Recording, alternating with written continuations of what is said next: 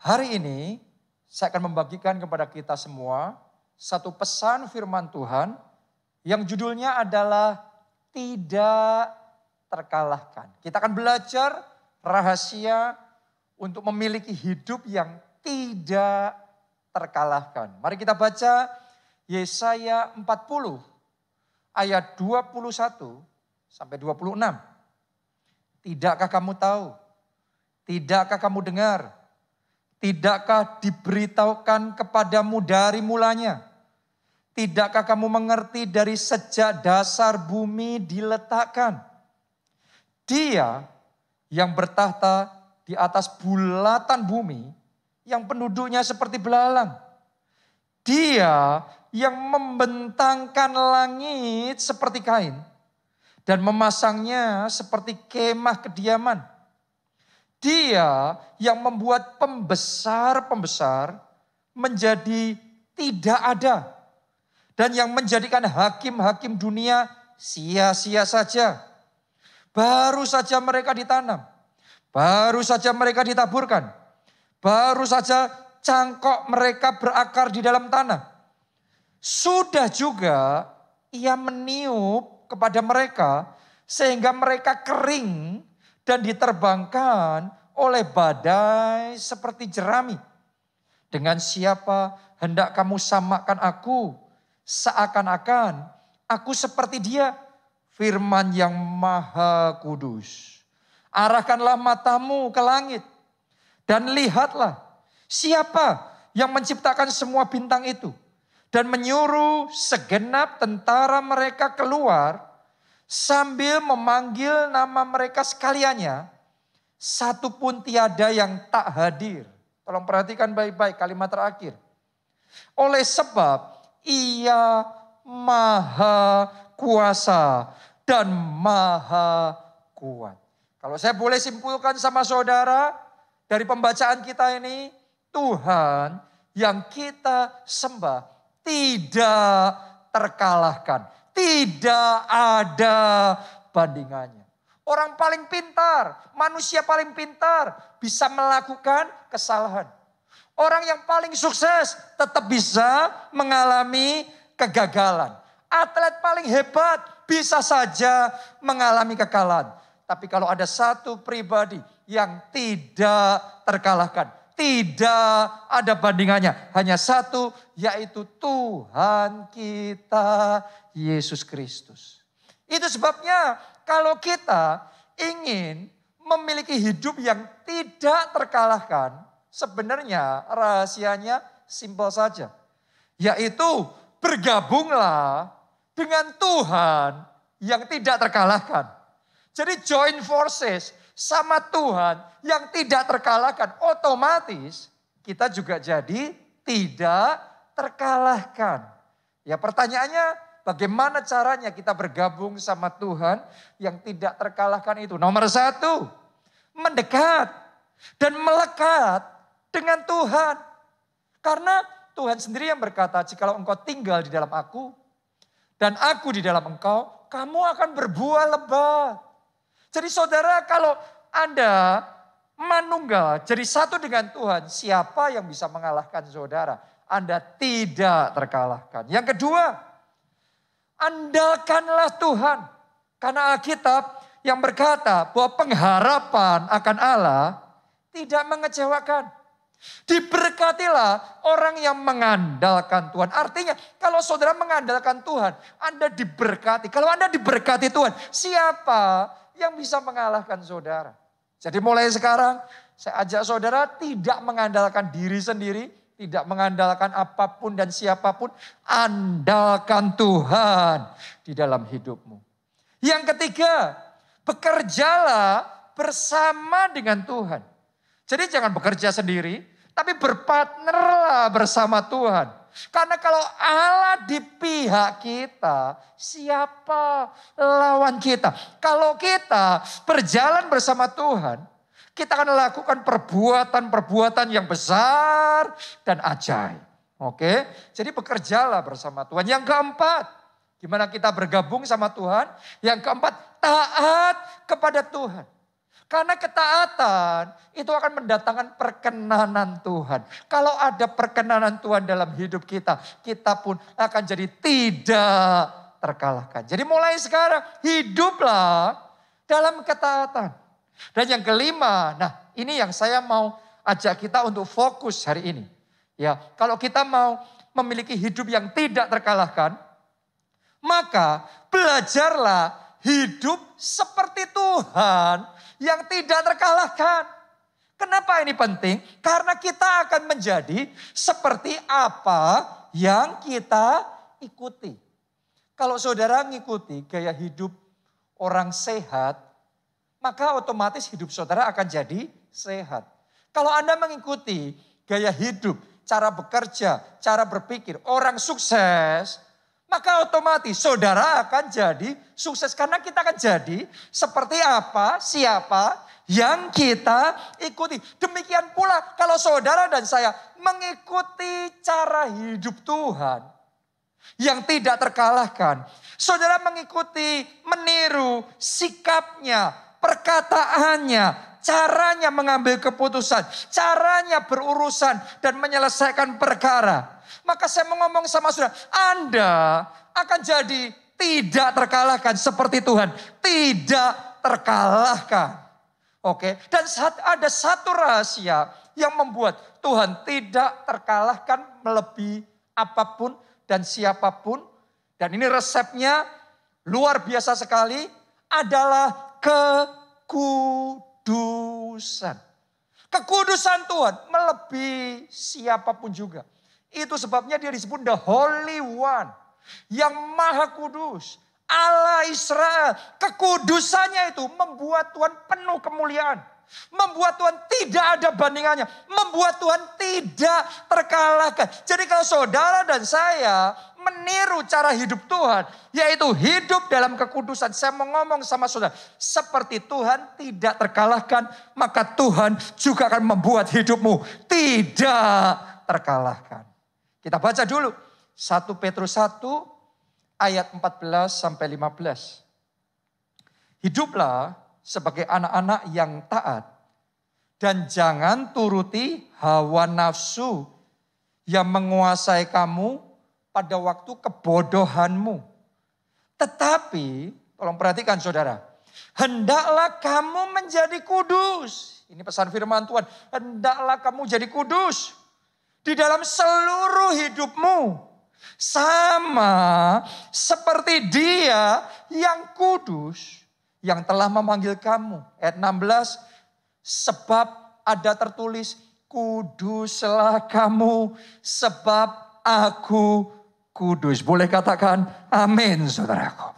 Ini adalah kunci hidup tak terkalahkan. Seperti Tuhan yang tak terkalahkan. Kuduslah kamu sebab aku kudus. Kata Tuhan.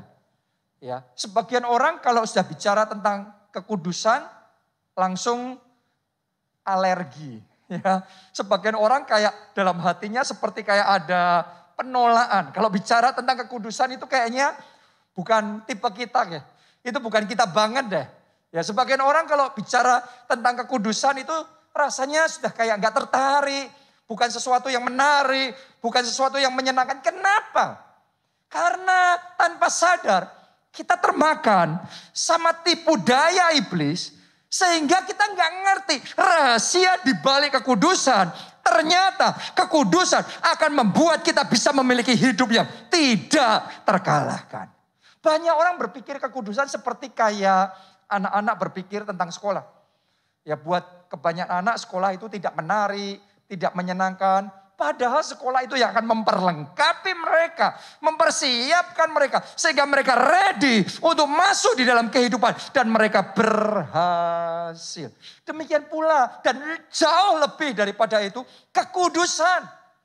Kalau saudara termakan sama tipu daya iblis, maka Anda akan melihat kayak kekudusan ini sama sekali kayak nothing. Kayak kita nggak terlalu tertarik. Tapi kalau saudara membuka hati, terhadap kebenaran firman Tuhan. Hari ini saya berdoa, Roh Kudus mencelikkan mata rohani saudara, sehingga Anda bisa melihat rahasia di balik kekudusan. Ada kuasa yang besar yang akan diimpartasikan dalam hidup saudara, sehingga Anda dan saya bisa memiliki hidup yang tidak terkalahkan.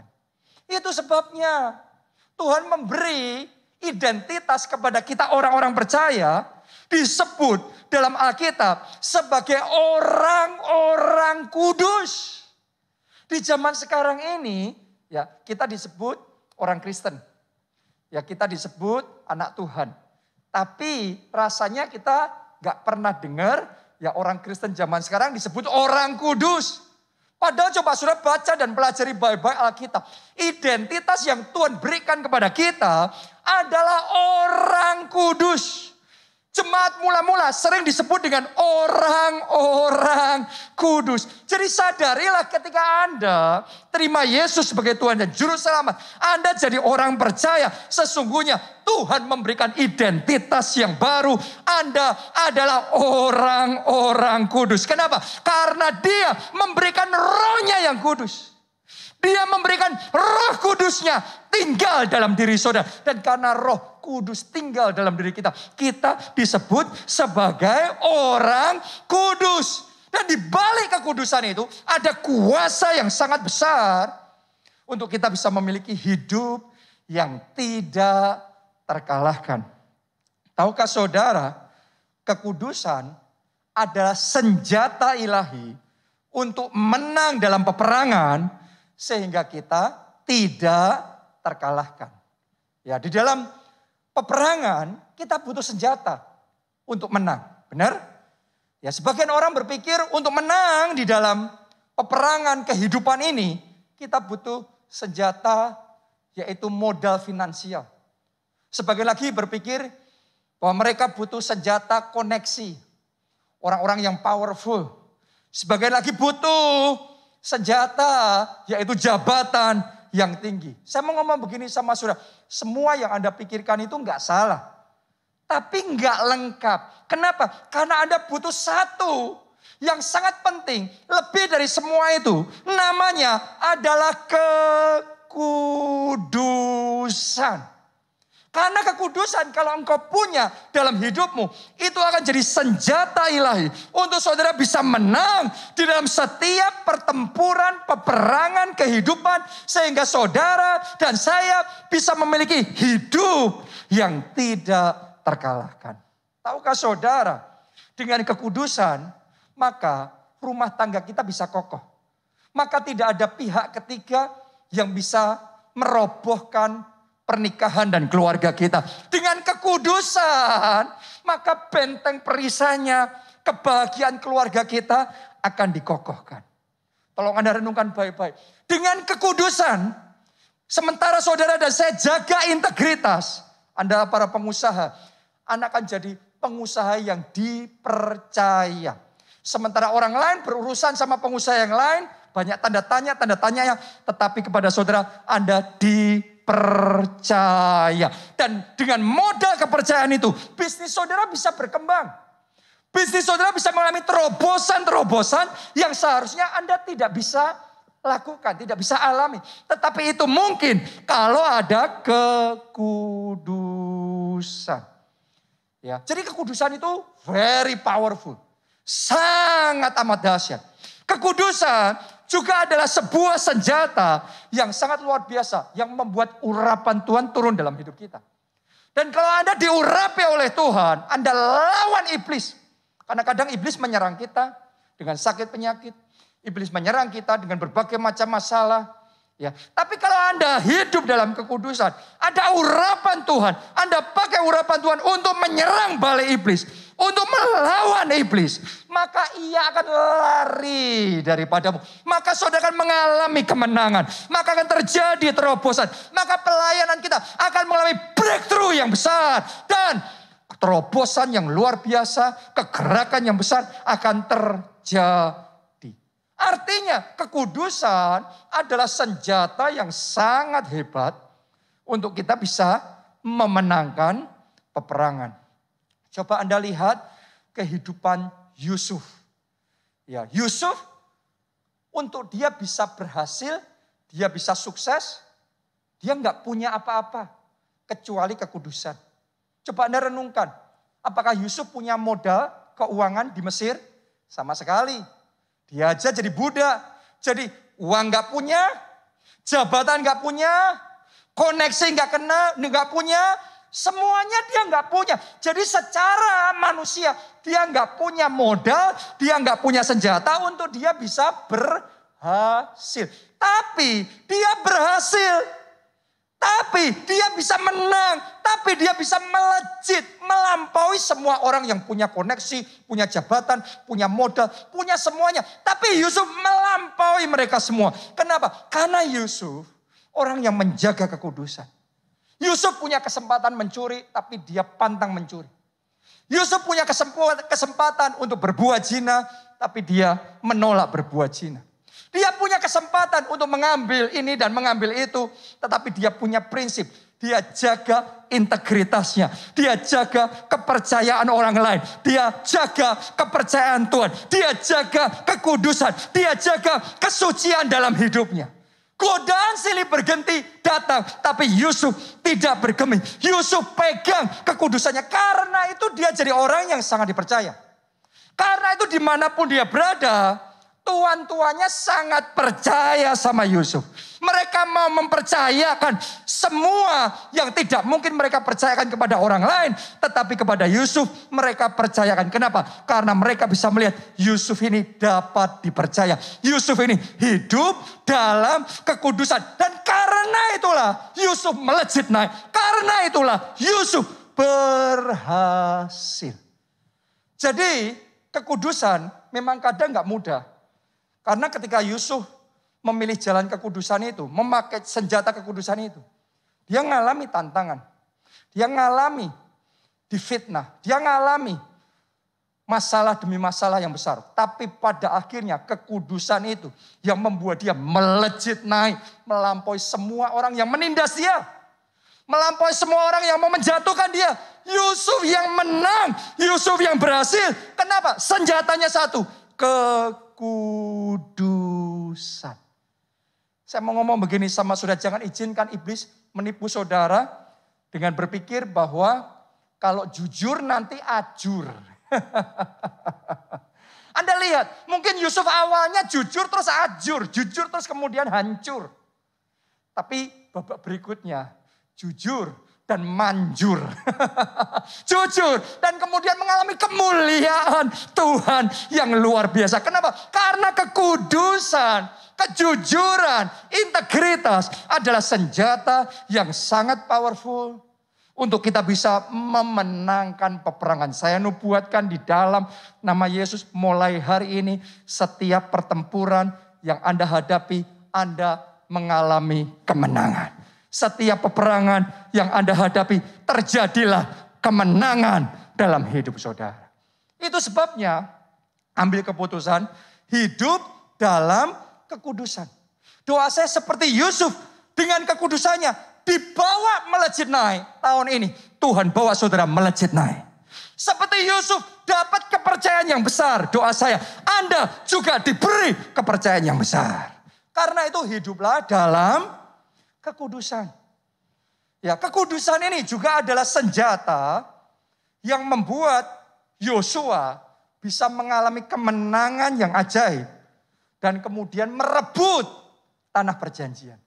Anda mau nggak mengalami kemenangan-kemenangan yang ajaib, yang tidak masuk akal? Anda mau nggak mengalami yang namanya penggenapan janji Tuhan dalam hidup saudara? Bisa merebut tanah perjanjian. Semua janji-janji Tuhan yang hebat dan luar biasa tergenapi dan terjadi dalam hidup saudara. Kuncinya adalah kekudusan. Oke, kekudusan ini very powerful. Ya, mari kita pelajari, kita lihat seperti apa dalam kehidupan Yosua peranan kekudusan ini. Yosua 3 ayatnya yang ke-5. Berkatalah Yosua kepada bangsa itu, kuduskanlah dirimu, sebab besok Tuhan akan melakukan perbuatan ajaib di antara kamu. Coba Anda renungkan. Ini adalah strategi yang Tuhan berikan kepada Yosua. Sebelum Yosua menyeberangi sungai Yordan, yang mana itu mustahil. Karena aliran sungainya sangat deras sekali. Kalau mereka mau menyeberangi, mereka bisa terhanyut di dalam aliran sungai dan binasa. Tapi strategi Tuhan mengajari Yosua mempersiapkan diri supaya bisa melakukan yang tidak mungkin dilakukan itu, menyeberangi sungai Yordan. Tuhan ngomongnya begini, kuduskan dirimu. Itu satu strategi perang yang hebat sekali yang Tuhan ajarkan kepada Yosua. Ya, dan kalau Anda lihat dan pelajari dalam perjalanan Yosua itu, Anda akan menemukan karena mereka menguduskan dirinya, maka mereka, para imam, itu bisa mengangkat tabut perjanjian. Kemudian berjalan mendahului bangsa Israel. Dan bangsa itu mengikuti mereka. Dan ketika mereka menginjakkan kakinya di sungai Yordan itu, tiba-tiba kuasa Tuhan bekerja. Dan air sungai itu Alkitab mencatat sebab airnya, sehingga bangsa itu bisa menyeberang. Jadi karena ada kekudusan, tolong dengarkan saudaraku, kekudusan itu yang mengaktifkan kuasa di dalam tabut perjanjian. Sehingga yang tidak mungkin jadi mungkin.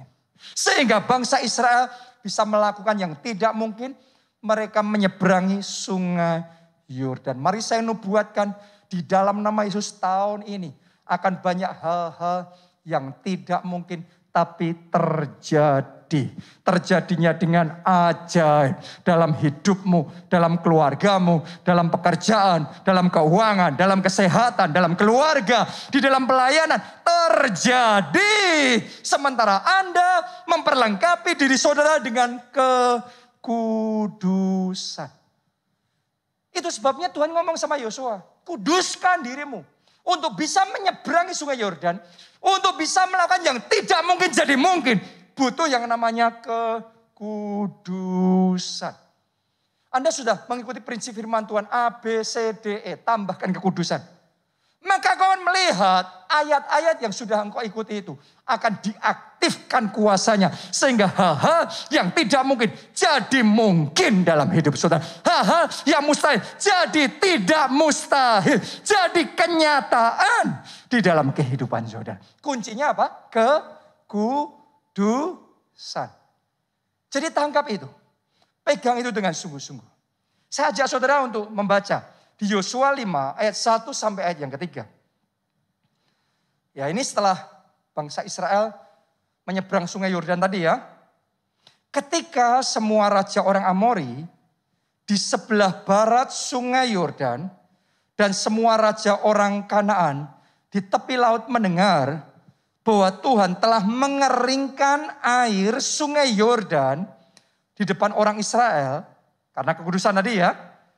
Sampai mereka dapat menyeberang, tawarlah hati mereka dan hilanglah semangat mereka menghadapi orang Israel itu. Wow, ini the power of holiness. Ini kuasa yang ada di balik kekudusan. Ayat yang kedua. Pada waktu itu berfirmanlah Tuhan kepada Yosua, buatlah pisau dari batu dan sunatlah lagi orang Israel itu untuk kedua kalinya. Lalu Yosua membuat pisau dari batu dan disunatnya lah orang Israel itu di bukit kulit katan. Ya, jadi sebelum nyebrang sungai Yordan disuruh menguduskan diri. Dan karena itu ada kuasa Allah yang bekerja sehingga yang gak mungkin jadi mungkin. Mereka menyeberangi sungai Yordan. Nah sekarang setelah menyeberang sungai Yordan, maka mereka akan menghadapi peperangan yang besar. Di depan mereka adalah tanah perjanjian, tanah Kanaan.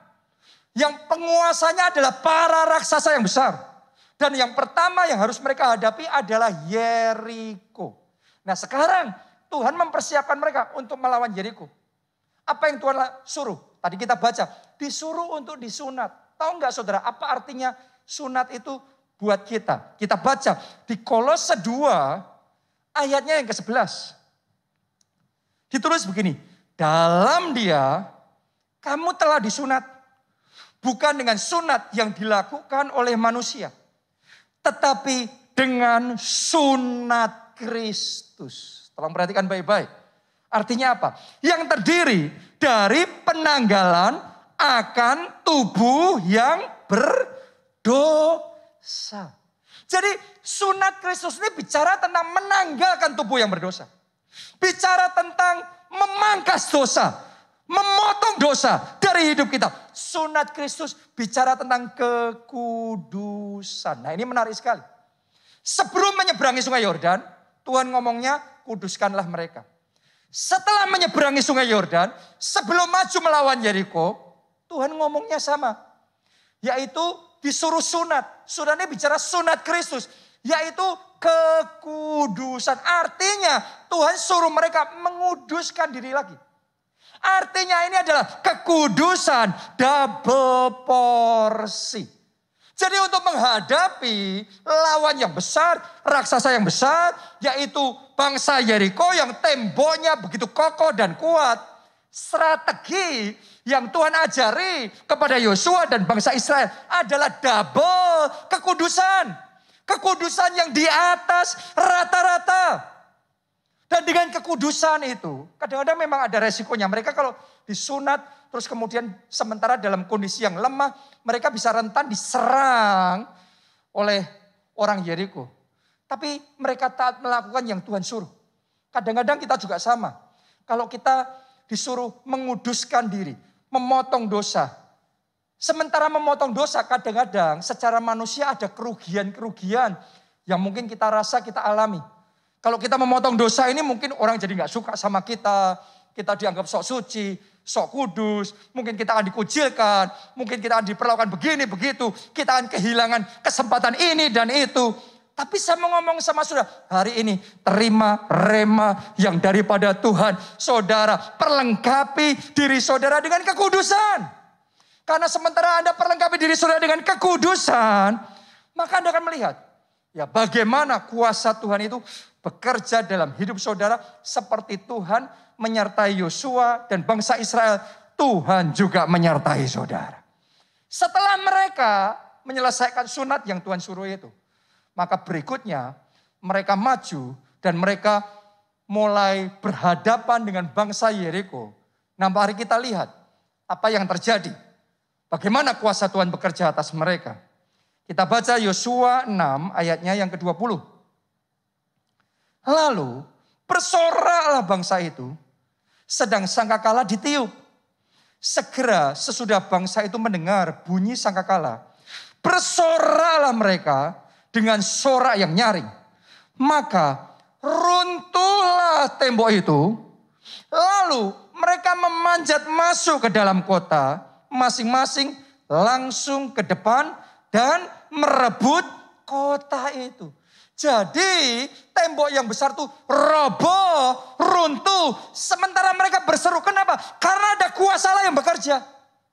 Kenapa kuasa Allah bisa bekerja? Karena ada kekudusan. Jadi dengan kata lain, dengan senjata kekudusan itu, mereka merobohkan tembok Yeriko. Mereka mengalahkan bangsa Yeriko. Dan mereka mengalami kemenangan yang gilang gemilang. Saya nubuatkan, sementara Anda meningkatkan kekudusan saudara. Mulai hari ini, kemenangan yang gilang gemilang terjadi dalam hidup saudara. Kemenangan yang belum pernah Anda alami sebelumnya. Yang menurut manusia itu mustahil. Karena tembok Yeriko bisa roboh itu mustahil. Apa yang dianggap keluargamu mustahil. Apa yang dianggap teman-temanmu mustahil. Tapi terjadilah dalam hidup saudara. Sementara Anda hidup menguduskan diri saudara. Maka kuasa Allah akan didemonstrasikan. Akan dimanifestasikan. Menyertai saudara. Amin. Jadi kekudusan ini powernya besar. Kekudusan ini kuasanya besar. Anda boleh baca dalam Alkitab di kitab Wahyu. Di sorga, malaikat kalau menyembah Allah. Itu ngomongnya kudus. Kudus. Kudus. Ini satu atribut Allah yang melampaui semua yang lain adalah kudus. Sampai pribadi Roh Kudus disebut Roh Kudus. Dia bukan disebut roh kuasa. Dia bukan disebut dengan roh apa yang lain. Tapi dia disebut Roh Kudus. Kenapa? Karena itu esensnya di situ. Intisarinya di situ. Anda nangkep yang satu itu. Maka Anda akan melihat kemenangan gilang gemilang akan terjadi. Anda tidak terkalahkan. Anda akan mengalami kemenangan dahsyat. Jadi di dalam hidup saudara. Jadi jaga itu kekudusan. Perlengkapi, tingkatkan kekudusan. Tadi kekudusan double porsi. Kekudusan di atas rata-rata. Miliki itu, kembangkan itu. Dalam kehidupan saudara. Itu yang dialami Yosua dan bangsa Israel. Tapi sayangnya berikutnya. Di dalam kisah peperangan mereka untuk mengambil alih tanah Kanaan itu. Setelah mereka menang melawan Yeriko. Yang besar itu mereka bisa kalahkan. Ada sesuatu yang aneh terjadi. Peperangan berikutnya mereka menghadapi bangsa yang gak terlalu besar, yang kecil. Namanya adalah bangsa Ai. Mereka nganggap kalau Yeriko aja kita bisa menang. Ai gak ada apa-apanya. Kita habisin mereka. Gak usah kita semua yang perang sedikit aja. Lenyap mereka. Tapi tahukah saudara, ternyata melawan Ai mereka kalah. Ini gak masuk akal kan? Melawan raksasa mereka menang. Melawan yang kecil mereka kalah. Kok bisa? Kalau hari ini saudara mengalami kekalahan-kekalahan yang aneh. Terus gagal lagi. Kalah lagi. Kurang beruntung lagi. Terjadi ini lagi. Itu lagi. Hal-hal yang gak baik. Yang aneh terjadi dalam hidup saudara. Ayo kita teliti. Jangan-jangan ada sesuatu yang gak berkenan di hadapan Tuhan. Seperti yang dialami oleh Yosua dan bangsa Israel waktu itu. Coba kita baca Yosua 7 ayat 10 sampai 12. Lalu berfirmanlah Tuhan kepada Yosua. Bangunlah, mengapa engkau sujud demikian? Orang Israel telah berbuat dosa. Perhatikan, ini penyebabnya. Orang Israel telah berbuat dosa. Mereka melanggar perjanjianku yang kuperintahkan kepada mereka. Mereka mengambil sesuatu dari barang-barang yang dikhususkan itu. Mereka mencurinya, mereka menyembunyikannya. Dan mereka menaruhnya di antara barang-barangnya. Ayat 12. Sebab itu, gara-gara itu orang Israel tidak dapat bertahan menghadapi musuhnya. Mereka membelakangi musuhnya. Sebab mereka itu pun dikhususkan untuk ditumpas. Aku tidak akan menyertai kamu lagi jika barang-barang yang dikhususkan itu tidak kamu punahkan dari tengah-tengahmu.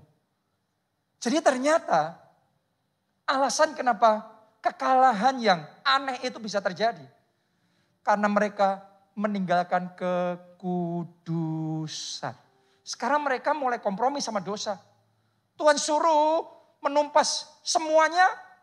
Tuhan suruh menyerahkan semuanya, barang-barang itu, tapi mereka ambil. Saya mau ngomong begini sama saudara, dosa itu selalu menggoda. Benar apa tidak? Kalau enggak, bangsa Israel dalam hal ini tidak akan tergoda ngambil barang-barang itu. Tapi kalau ngelihat, wah indah ya, wah ini barang-barang mahal, sayang kalau ditumpas, dihabiskan, dihanguskan. Terus mereka simpan. Saudaraku, dosa itu selalu menggoda. Kalau enggak, mana bisa suami tergoda untuk main berselingkuh dengan perempuan yang lain. Dosa itu menggoda, kalau enggak, bagaimana mungkin ada orang yang tergoda untuk bisa mengkorupsi, mengambil uang perusahaan yang bukan miliknya. Dosa itu selalu menggoda, kalau enggak kita enggak ketagihan sama pergaulan bebas, seks bebas, obat-obatan yang terlarang, pornografi. Tapi saya mau ngomong begini sama saudara, kalau Anda tergoda dengan dosa yang menggoda itu, konsekuensinya fatal. Tuhan tadi ngomong, aku tidak menyertai kamu lagi jika barang-barang yang dikhususkan, jika dosa itu tetap jalan. Enggak ada penyertaan Tuhan. Jadi tanpa kekudusan, tidak ada penyertaan Tuhan. Kalau enggak disertai Tuhan, jangan heran kalah terus. Jangan heran rugi lagi. Aneh ini, sial lagi, gagal lagi. Kok rasanya bertubi-tubi kayak gini terus? Koreksi saudaraku. Seperti Tuhan suruh bangsa Israel koreksi. Dan bereskan dosa. Kalau Anda bereskan dosa, itu yang dilakukan Yosua. Mereka bereskan dosa. Dan setelah mereka bereskan dosa, mereka hidup dalam kekudusan. Babak berikutnya mereka maju melawan Ai. Kembali Tuhan menyertai mereka. Kembali kemenangan terjadi. Bukan cuma Ai. Semua bangsa di tanah Kanaan yang mereka perangi. Mereka selalu menang. Mereka tidak terkalahkan. Kenapa? Karena sekarang mereka berjalan di dalam penyertaan Tuhan. Yang terjadinya karena mereka mau membereskan dosa. Dan hidup dalam kekudusan. Saya mau nubuatkan. Tahun ini akan ada kemenangan besar terjadi dalam hidup saudara. Tahun ini akan mujizat besar terjadi dalam hidup saudara. Karena itu tinggalkan dosa. Walaupun menggoda, potong itu. Jangan ngomong it's okay, gak apa-apa kok. Cuma ngambil uang sedikit, perusahaan ini gak ada artinya. Kalau gak ada artinya ngapain Anda ambil? Justru Anda ambil ada artinya. Hal yang sederhana. Hal yang kecil, dosa itu hal yang kecil. Tapi itu dilihat Tuhan. Coba sudah lihat. Adam dan Hawa emangnya dosanya dosa membunuh orang. Membunuh satu dengan yang lain. No, dosanya apa sih? Cuma makan buah. Gak boleh, Tuhan ngomong dilarang. Tapi yang dilarang diambil. Itu aja dosanya. Tapi karena dosa itu mereka kehilangan Taman Eden. Jangan ngomong, ini gak apa-apa cuma gini, cuma gitu. Tanpa kita sadari kita ngikuti standar dunia. Karena itu gak ada penyertaan Tuhan dalam hidup kita. Mulai hari ini penyertaan Tuhan akan kembali ada dalam hidup saudara. Mulai hari ini kemenangan-kemenangan akan terjadi dalam hidup saudara. Mulai hari Anda tidak akan terkalahkan. Itu sebabnya ambil komitmen hidup dalam kekudusan. Ada yang mau? Angkat dua tangan saudara. Mari kita katakan. Ku yakin Kau hadir di sini. Ku rasakan kuasa yang tak terbatas. Ku yakin Kau nyata di sini. Kemenangan, kemenangan. Semuanya, mari angkat dua tangan katakan. Ku yakin Kau hadir di sini. Rasakan kuasa yang tak terbatas.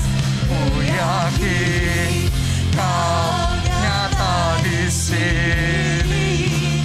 Kemenangan terjadi di sini. Kunci kemenangan terjadi. Kunci hidup yang tidak terkalahkan adalah kekudusan. Dan ada satu pribadi yang sanggup menguduskan kita.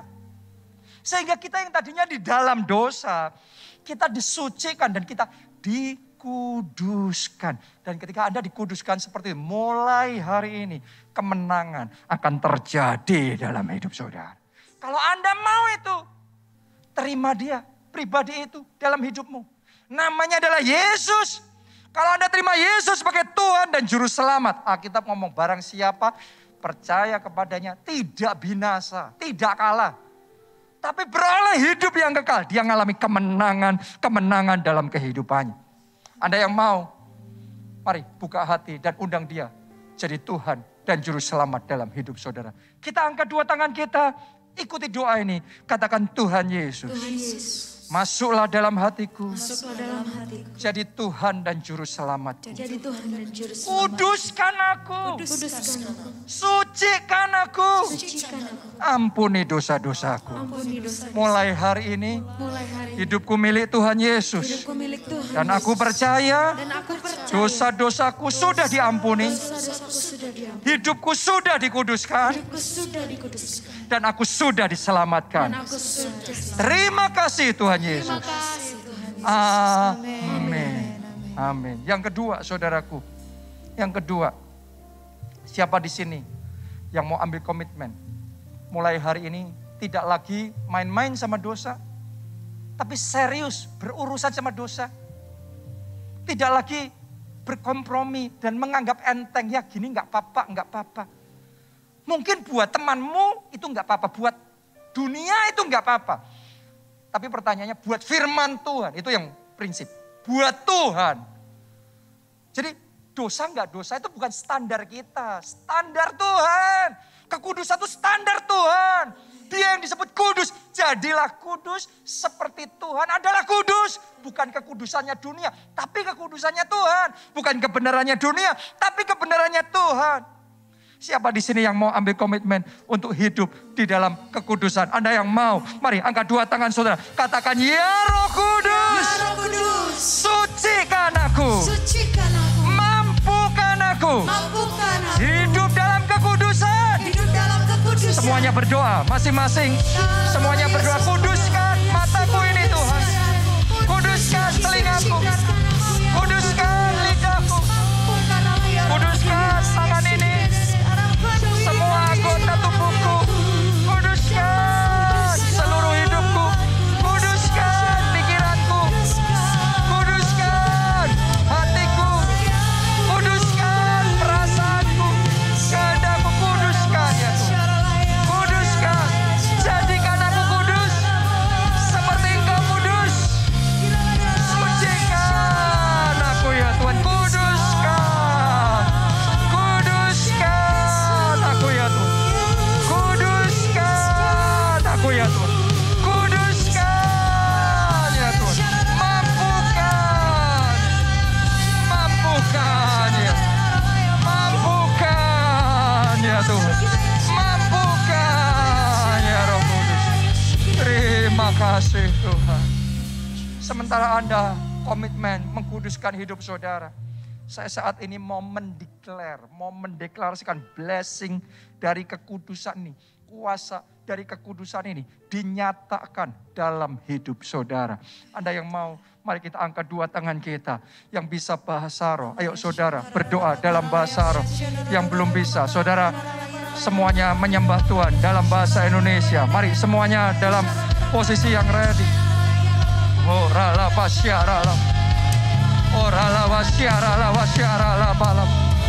Saat ini di dalam nama Yesus, berkat-berkat kekudusan saat ini tercurah dalam hidup saudara. Dengan kekudusan, Engkau akan membalikan kekalahan menjadi kemenangan. Jadi itu dalam hidup saudara, jadi kekalahan berubah jadi kemenangan. Jadi itu. Dengan kekudusan, Engkau akan menyeberangi sungai Yordan. Engkau akan melakukan hal-hal yang mustahil jadi tidak mustahil. Jadi itu, ya. Dengan kekudusan, Engkau akan merobohkan Yeriko. Tembok besar, penghalang besar dirobohkan. Sehingga ada kemenangan besar. Ada kemenangan besar. Ada mujizat besar terjadi. Amin. Ku yakin Kau hadir di sini. Ku rasakan kuasa yang tak terbatas. Ku yakin Kau nyata di sini. Haleluya. Terjadi di sini. Segenap jiwaku